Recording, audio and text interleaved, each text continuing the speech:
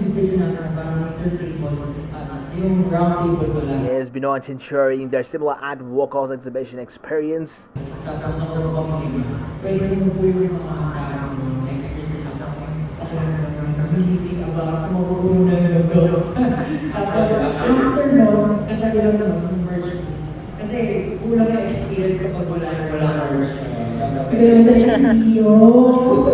Oo, akala ko yung phone mo. Yung ano pala, yung sabi mo.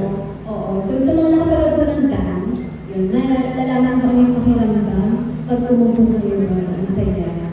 Okay, how about you, Justin? Ako po, favorite ko yung sa time, yung area doon kasi very interactive. Meron, pwede ka magsulat ng doon prompt. So, share mo lang yung pwede mo i-share. Tapos, meron din yung parang fingerprint na gagawa ko ng apple na doon sa tree. So, very interactive as a artsy person. So, parang in this... You know, similar ad vocals, this kind of exhibition is very important before similar ad vocals, you know, concerts, world tour. Hindi ko sinunod yung prompt, nag-drawing lang ako. Sobrang interactive nga no, na kung ikaw yung 18 na nagbayad ka for ticket and experience mo, lalabas ka ng hindi parang kulang yung experience kasi you're gonna leave your mark. Dito, as a mismo, meron kang baka na I was here, and yung thumbprint mo, you can leave a message, so ang ganda. Stella, how about you? Ako yung favorite ko, yung personal favorite ko, yung activity. Yung gate namin sa dam, naka-display siya. Tapos pag-open mo, bumuod sa'yo yung dam tree. Dam tree, tapos sa dulo, nandun yung Throne Pavilion. So parang ang ganda niya simula para maset kagad yung mood mo na parang welcome to the dam world, welcome to this world, brand new world dito. So parang yun yung nagustuhan ko sa pagpasok ko naman parang ready na ako, ano pa kaya na-experience ko dito sa lugar na ito. So parang yun yung naging favorite ko. Maganda naman siya, simula.